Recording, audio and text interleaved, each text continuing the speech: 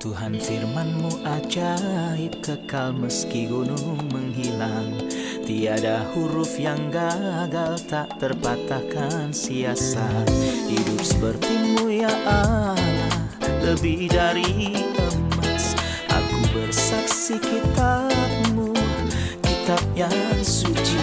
Mendengarkan firman-Mu, hibur hati yang luka.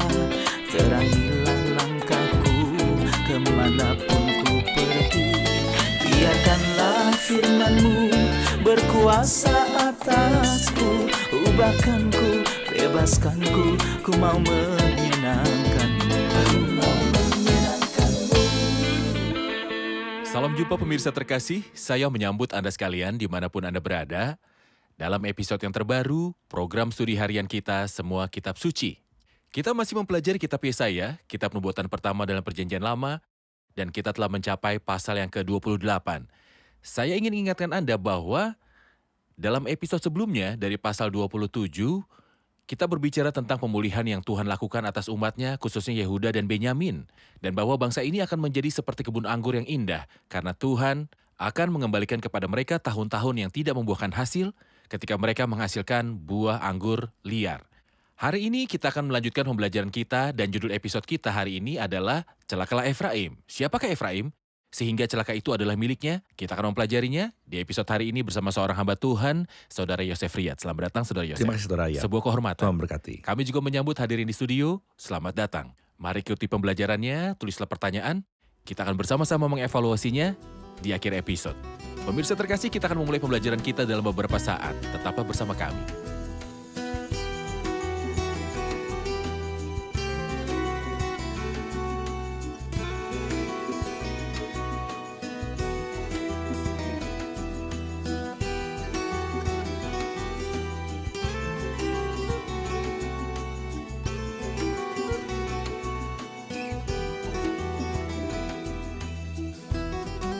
Berjumpa kembali, Saudara Yosef. Terima kasih. Mohon kiranya beritahu kami Ya, judul dari pasal 28 dan hubungannya dengan pasal sebelumnya dan selanjutnya.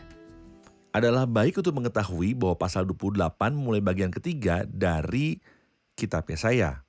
Bagian pertama dari pasal 1 sampai 12 kita beri nama bagian penglihatan. Dari pasal 13 sampai 27 adalah bagian ramalan atau bagian beban. Dari pasal 28 sampai 35 adalah bagian ketiga yang bisa kita namakan bagian kesengsaraan.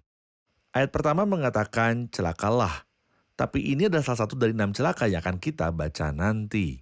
Di pasal 28 celaka atas mahkota kemegahan pemabuk-pemabuk Efraim. Pasal 29 celakalah Ariel. Jika kita melangkah lebih jauh ke pasal 29 ayat 15, celakalah orang yang menyembunyikan dalam-dalam untuk bersembunyi rancangannya terhadap Tuhan. Pasal 30, celakalah anak-anak pemberontak. Lalu di pasal 31, celakalah orang-orang yang pergi ke Mesir minta pertolongan. 5 celaka bagi umat manusia. Dan celaka ke-6 bagi musuh umat. Celakalah engkau, hai perusak yang tidak dirusak sendiri. Jadi jelas bahwa bagian ketiga ini ditandai dengan kesengsaraan, khususnya bagi umat Tuhan. Mengapa? Sebab mereka tersesat dan menyimpang serta dituntun dengan semangat keangkuhan yang sangat dibenci oleh Tuhan. Jadi ini bagian sengsara yang meliputi 5 celaka bagi rakyat dan 1 celaka bagi musuh rakyat yang melakukan penjarahan. Dalam ayat 1 pasal ini, celaka atas mahkota kemegahan pemabuk-pemabuk Efraim. Apa yang dimaksud dengan Efraim? Apakah yang dimaksud adalah seseorang atau sekelompok orang? Efraim berarti 10 suku yang kadang-kadang disebut Israel, Efraim, atau Samaria yang merupakan ibu kotanya. Semua nama ini berarti 10 suku. Tetapi kita tahu bahwa masyarakatnya terpecah belah menjadi 10 suku dan 2 suku. Dia akan berbicara tentang Yehuda yang melambangkan kedua suku tersebut mulai dari ayat yang ke-7 sampai ayat 22, dan kita akan membaca tentang penghakiman tripartit atas Yehuda. Faktanya, Efraim sudah lama terpikat oleh penawanan Asyur dan tidak kembali lagi. Namun Yehuda, mereka terpikat oleh pembuangan di Babilonia. Mereka kembali, tapi sayangnya dalam ketidakpercayaan, maka mereka terpikat lagi pada hari itu. Titus orang Romawi dan mereka tersebar ke seluruh bumi. Beberapa dari mereka kembali lagi saat ini, namun musuh ketiga sedang menunggu mereka setelah pengangkatan. Jadi penghakiman tripartit atas Yehuda adalah dari ayat 7 sampai ayat 22. Sisa pasal dari ayat 23 sampai akhir pasal ini berbicara tentang hikmat Allah dalam peradilannya dalam berurusan dengan umatnya. Oke, Anda telah menyebutkan bahwa Efraim berarti bangsa Israel atau bagian Israel, kerajaan utara. Ya, Dari ayat-ayat ini, saya perlu tahu apa saja dosa-dosa yang telah mereka lakukan, tindakan yang memerlukan penghakiman atau celaka, baik dari Tuhan ataupun dari musuh. faktanya aneh kalau Tuhan memberikan kebaikan pada umatnya dan kemakmuran, namun sebaliknya mereka menjadi sombong dan meninggalkan Tuhan. Hal ini mengingat kita pada perkataan Musa dalam Ulangan 32, lalu menjadi gemuklah Yesyurun dan menendang. Artinya mereka menendang Tuhan. Dan pemberiannya padahal dialah yang memberi mereka makan. Inilah yang dilakukan Efraim. Ketika Tuhan memberi mereka banyak kebaikan, sayangnya mereka menjadi sombong dan menyembah berhala. Bukannya menanggapi kasih karunia Tuhan dengan bersyukur kepadanya dan hidup untuk kemuliaannya, mereka justru melakukan yang sebaliknya. Itu sebabnya mereka layak mendapat hukuman. Ya. Ayat 5, pada waktu itu Tuhan semesta alam akan menjadi mahkota kepermaian dan perhiasan. Kepala yang indah bagi sisa umatnya. Pada waktu itu, kapankah waktu yang tepat hal ini akan terjadi? Seperti yang telah kita sepakati pada waktu itu selalu mengacu pada hari terakhir Tuhan. Syukur kepada Tuhan karena kehendak Tuhan adalah berkah dan kebaikan pada akhirnya, akhir suatu hal lebih baik daripada awalnya. Efraim memiliki awal yang tidak kokoh. Penghakiman itu datang ketika mereka sedang mabuk, yang sama dengan apa yang terjadi pada Belsyazar. Pada malam yang dia rindukan. Pada malam yang dia rindukan. Di sini sama, tapi syukurlah ayat 5 berbicara tentang keberkahan masa depan bagi bangsa ini ketika mereka bertobat dari kesombongan dan hanya bermegah di dalam Tuhan. Maka ia berkata di sini, pada waktu itu Tuhan semesta alam akan menjadi mahkota kepermaian dan perhiasan kepala yang indah-indah bagi sisa umatnya. Mereka tidak akan bermegah kecuali dalam Tuhan sebagaimana seharusnya dilakukan oleh setiap orang saleh. Ayat 7 berkata, tetapi orang-orang di sini pun pening karena anggur dan pusing karena arak. Baik imam maupun nabi pening karena arak, kacau oleh anggur. Mereka pusing oleh arak, pening pada waktu melihat penglihatan, goyang waktu memberi keputusan. Apa pentingnya menghubungkan antara minum anggur dengan imam dan nabi yang seharusnya menjadi orang yang terbaik di negara ini? Imam adalah wakil umat di hadapan Allah dan nabi adalah wakil Allah di hadapan umat. Jadi jika mereka yang seharusnya menghubungkan manusia dengan Tuhan ditelan oleh anggur dan mereka mulai mengucapkan perkataan yang tidak bertanggung jawab, betapa menyedihkan bangsa ini. Tentu saja anggur di sini mungkin literal, tetapi kemungkinan besar itu memiliki makna moral, yaitu mereka tidak memiliki penilaian yang benar terhadap suatu hal, sama seperti orang yang mabuk. Seperti yang sudah kami katakan mulai dari ayat yang ke-7, dia akan mulai berbicara tentang Yehuda yang tidak lebih baik dari Efraim. Situasi Efraim buruk namun ia memiliki akhir yang diberkati.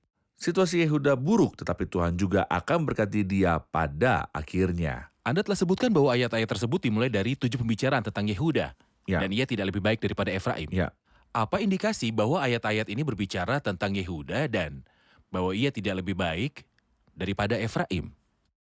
Misalnya ayat yang ke-14 mengatakan, sebab itu dengarlah firman Tuhan, hai orang-orang pencemooh, hai orang-orang yang memerintah rakyat yang ada di Yerusalem ini. Kita tahu bahwa Yerusalem adalah ibu kota kerajaan selatan, Yehuda.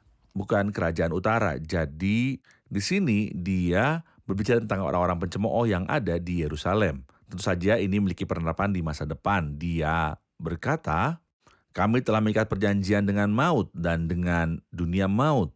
Kami telah mengadakan persetujuan. Kematian adalah binatang yang muncul dari dalam laut. Alkitab menyebutnya binatang, dan dunia maut adalah nabi palsu, yaitu binatang yang muncul dari dalam bumi. Dan momok yang melimpah adalah raja dari utara, yaitu Asyur. Jadi ini adalah pembicaraan kenabian yang akan terpenuhi di masa depan. Tentang Yehuda. Ya, ini tentang Yehuda karena 10 suku itu belum kembali. Sayangnya merasa damai dan tentram dan tidak takut terhadap Raja Utara karena mereka telah membuat perjanjian dengan kematian dan dunia maut. Sayangnya mereka menolak perjanjian kebangkitan dan kehidupan serta menerima perjanjian kematian dan dunia fana ketika Kristus yang adalah kebangkitan dan hidup datang kepada mereka dengan memberikan kebaikannya, mereka menolak dan menyalibkan dia. Namun ketika kematian dan dunia fana datang, mereka akan menerima dan membuat perjanjian dengan mereka. Kami membutuhkan beberapa kata di ayat 9 dan 10 yang berbunyi, dan orang berkata, kepada siapakah dia ini mau mengajarkan pengetahuannya? Dan kepada siapakah ia mau menjelaskan nubuat-nubuatnya? Seolah-olah kepada anak yang baru disapi dan yang baru cerai susu, sebab harus ini, harus itu, mesti begini, mesti begitu, tambah ini, tambah itu. Mohon penjelasan Anda untuk kedua ayat ini. Ini merupakan ejekan umat terhadap Nabi Yesaya karena mereka menganggap perkataannya kekanak-kanakan. Kepada siapakah dia mau mengajarkan pengetahuannya? Dan kepada siapakah ia mau menjelaskan nubuatan-nubuatannya? Seolah-olah kepada anak yang baru disapi dan yang baru cerai susu. Artinya kepada siapa dia berbicara? Apakah dia mengira kita adalah bayi disusui? Sebab harus ini, harus itu, mesti begini, mesti begitu, tambah ini, tambah itu.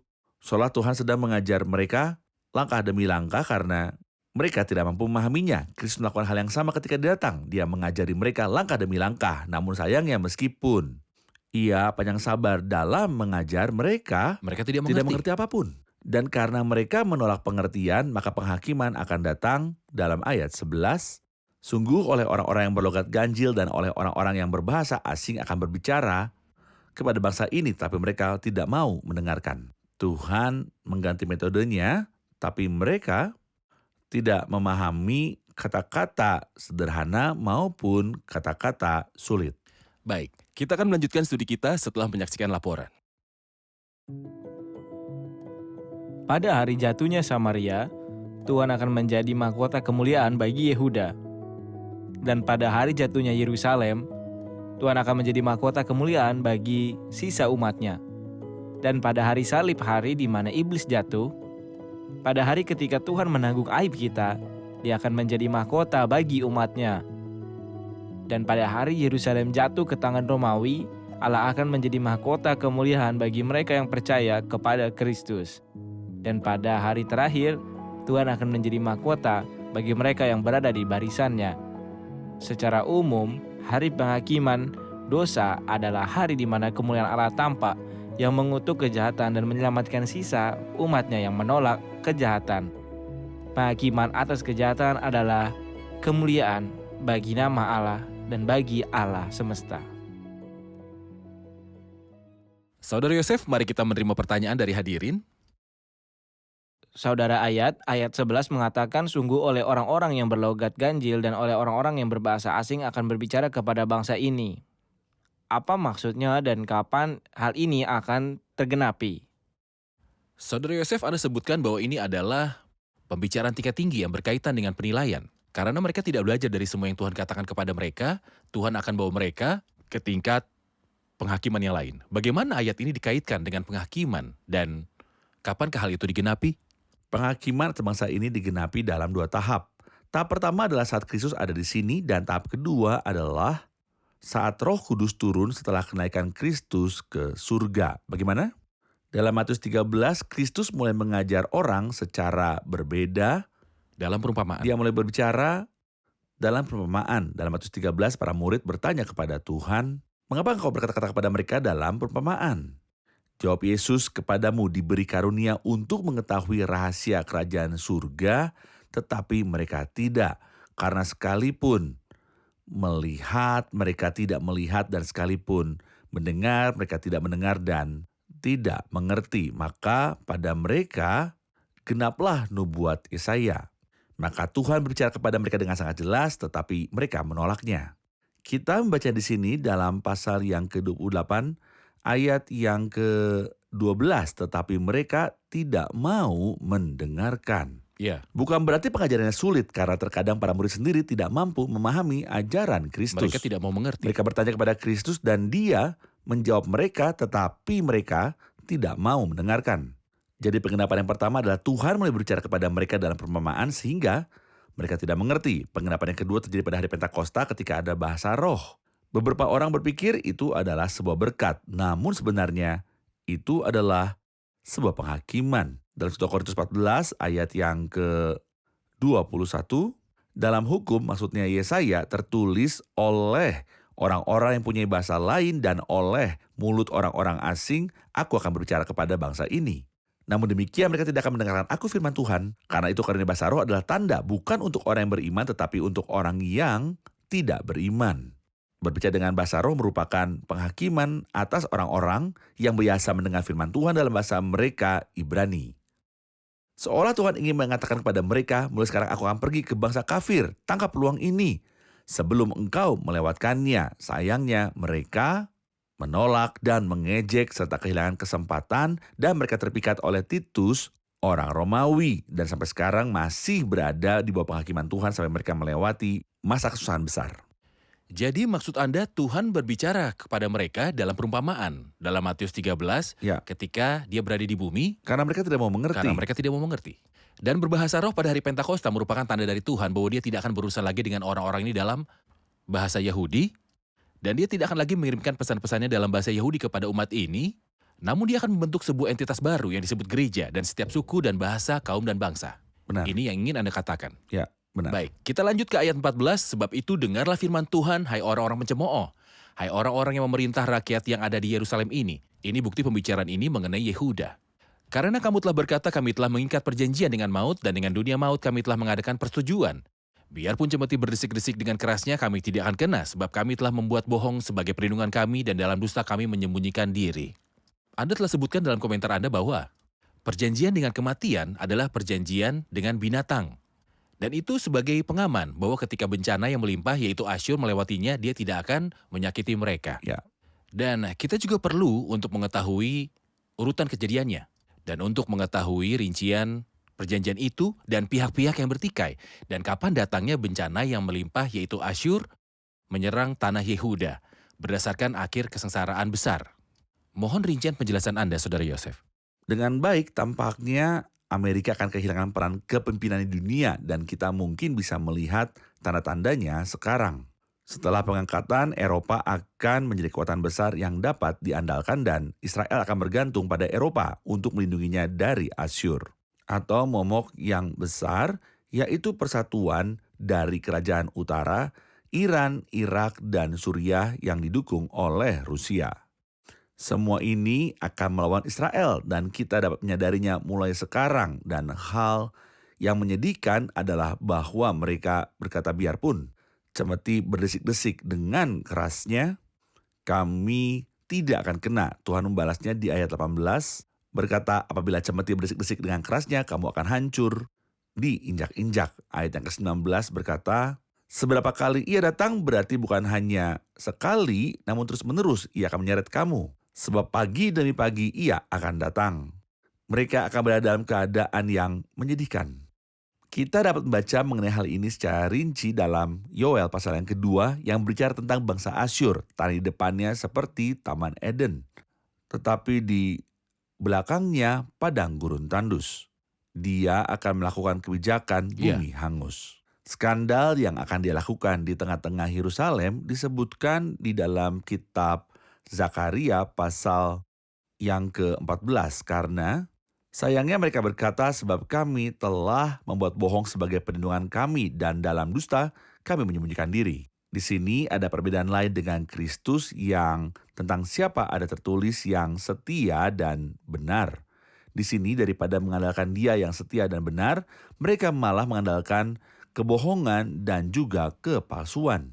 Barang siapa meninggalkan Tuhan, meninggalkan Kristus, berarti menolak dia yang setia dan benar dan mencari kebohongan dan kepalsuan. Baik, jadi momok yang melimpah adalah Asyur atau Raja Utara di akhir masa kesusahan yang besar. Benar. Pastinya hadirin punya pertanyaan mengenai bagian profetik ini. Ya. Kita akan menerima pertanyaan dari hadirin Oke. di studio. Amin. Saya punya pertanyaan di ayat 16 tentang batu itu. Apa yang dimaksud dengan batu tersebut? Aku meletakkan, apakah ini akan dilakukan di masa depan atau sudah pernah dilakukan di masa yang lalu? Sudah pernah dilakukan di masa yang lampau?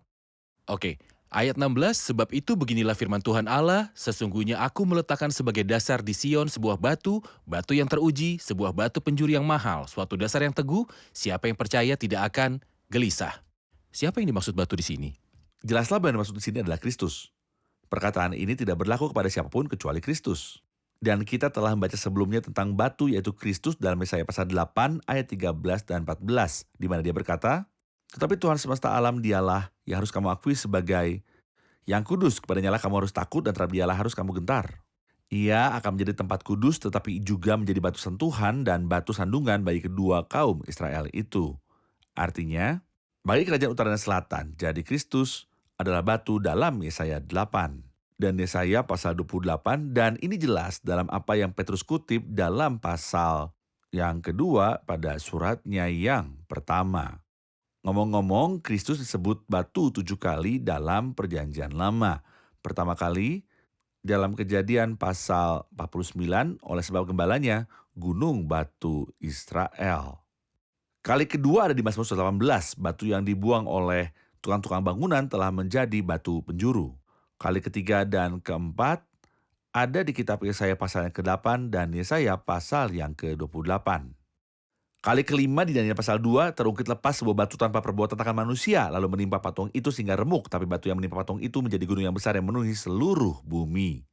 Kali ke-6 dan ke-7 ada di Zakaria pasal 3 dan pasal 4 tetapi dengan 7 mata. Sebab batu yang melihat segalanya dan mengetahui segalanya, kesempurnaan pengetahuan, ini adalah Tuhan Yesus Kristus. Inilah batu yang tolak leto bangunan dan mencemooh, dan memilih binatang dan nabi palsu itu daripada dia, sehingga mereka akan berada dalam kesulitan yang besar. Siapapun yang menolak Kristus dan memilih orang lain adalah pecundang. Batu yang dipotong tanpa tangan dalam Daniel 2 melambangkan manifestasi Kristus dalam daging tanpa campur tangan manusia. Benar. Sama sekali. Benar. Penolakan terhadap manusia tidak akan berlanjut. Karena suatu hari nanti Kristus sebagai batu hidup yang dipilih oleh Tuhan dan berharga akan datang dan kerajaan akan didirikan di atas dia. Benar. Kerajaan didirikan di atas batu ini. Benar. Adakah pertanyaan lain? Ayat 20 berkata, sebab tempat tidur akan kurang panjang untuk dipakai membujurkan diri dan selimut akan kurang lebar untuk dipakai menyelubungi diri. Apa yang dijelaskan ayat ini kita perlu memahami. Ya, kita perlu tahu makna ayat 20. Setelah ia berkata, seberapa kali ia datang, ia akan menyeret kamu, sebab pagi demi pagi ia akan datang, pada waktu siang dan pada waktu malam. Di ayat 20, sebab tempat tidur akan kurang panjang untuk dipakai membujurkan diri, dan selimut akan kurang lebar untuk dipakai menyelubungi diri. Sungguh situasi yang menyedihkan yang disebutkan di sini. Orang itu tidur di tempat tidur yang terlalu pendek, untuk meregangkan badan yang terlebih lagi, selimut terlalu sempit untuk menutupi tubuhnya. Kapan? Ketika dingin. Sebab tempat tidur tidak akan kurang panjang, berarti tidak ada istirahat, dan selimut akan kurang lebar. Berarti tidak ada tempat berlindung. Tidak ada Faktanya, perlindungan. pribadi Kristus adalah perhentiannya, dan karya Kristus adalah penutupnya. Siapapun yang tidak mengenal Kristus tidak akan beristirahat, dan siapapun yang tidak mengenal pekerjaan Kristus tidak mendapat perlindungan. Ada yang mengatakan bahwa malaikat yang lebih unggul dari manusia tidak memerlukan istirahat, tetapi manusia memerlukannya, dan jika ia tetap tidak tidur untuk waktu yang lama, kemampuan mental dan syarafnya akan runtuh. Manusia membutuhkan istirahat, dan hewan yang lebih rendah dari manusia tidak butuh perlindungan. Kita belum pernah melihat binatang yang menutupi dirinya pada malam hari untuk tidur, mereka tidur apa adanya. Tapi manusia tidak bisa tidur tanpa penutup. Malaikat tidak membutuhkan tempat tidur, dan hewan tidak membutuhkan perlindungan. Manusia membutuhkan tempat tidur yang nyaman dan juga membutuhkan penutup. Menurut saya, tempat tidur yang benar-benar membuat Anda nyaman adalah yang berkata, marilah kepadaku semua yang letih lesu dan beban berat, aku akan memberikan kelegaan kepadamu. Dan tidak ada penutup kecuali pendamaian Kristus. Pendamaian berarti penutup. Pekerjaan Kristus di kayu salib adalah penyamaran, dan siapapun yang menolak Kristus di kayu salib tidak akan mendapat perlindungan. Isi konteks ini tentang bangsa yang dalam kebodohannya demi berlindung dan beristirahat membuat perjanjian dengan kematian dan dunia fana. Namun penderitaan yang berlebihan tidak akan membiarkannya beristirahat atau mendapat perlindungan. Benar. Oke, kita telah di akhir episode, masih ada bahasan lain yang perlu kita bahas di pasal 28, tapi kita akan bahas di episode selanjutnya. Mari rangkum bersama para hadirin.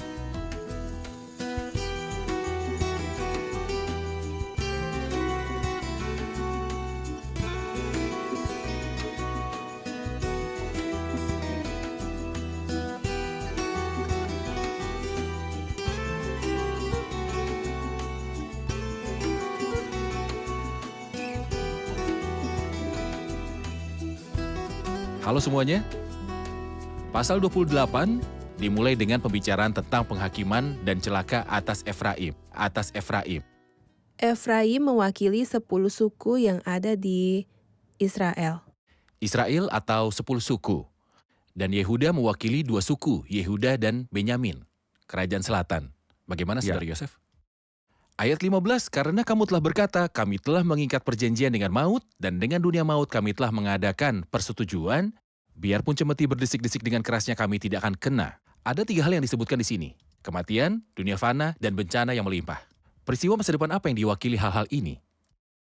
Kematian melambangkan binatang yang muncul dari dalam laut, dunia maut melambangkan binatang yang muncul dari dalam bumi, dan bencana yang meluap-luap melambangkan Raja Asyur. Tentang siapa? Raja Asiria. Asiria atau Raja Utara. Yang ingin melarikan diri darinya, maka mereka membuat perjanjian dengan binatang itu dan nabi palsu. Bagaimana Saudara Yosef? Ya. Baik. Ada pembicaraan tentang sebuah batu. Sesungguhnya, aku meletakkan sebagai dasar di Sion sebuah batu. Dan ada perkataan yang luar biasa tentang batu ini mengenai berkat yang akan datang. Siapakah batu ini? Batu itu adalah Tuhan Yesus, yang telah disebutkan sebanyak 7 kali dalam perjanjian lama sebagai batu. Berikan saya sebuah contoh, selain kitab Yesaya tentang Kristus sebagai batu. Dari yang disebutkan Mazmur dalam episode 118. tersebut, Batu yang dibuang oleh tukang-tukang bangunan telah menjadi batu penjuru. benar, Mazmur 118.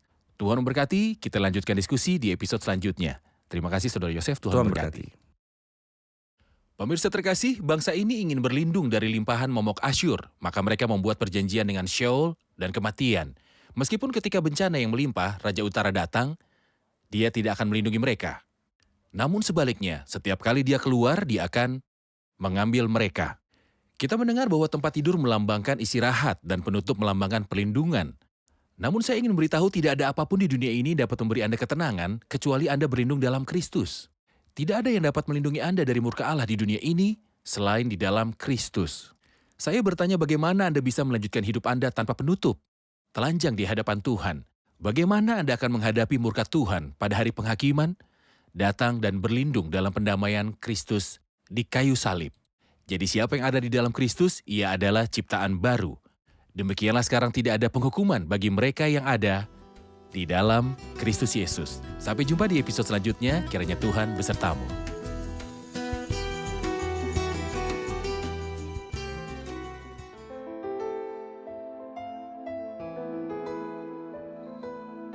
Tuhan firman-Mu ajaib, kekal meski gunung menghilang. Tiada huruf yang gagal, tak terpatahkan siasat. Hidup seperti-Mu ya Allah, lebih dari emas. Aku bersaksi kitab-Mu, kitab yang suci. Mendengarkan firman-Mu, hibur hati yang luka. Terangilah langkahku kemanapun ku pergi. Biarkanlah firman-Mu berkuasa atasku. Ubahkanku, bebaskanku, ku mau menyenangkan-Mu. Tuhan firman-Mu ajaib, kekal meski gunung menghilang. Ubah dan bebaskan aku.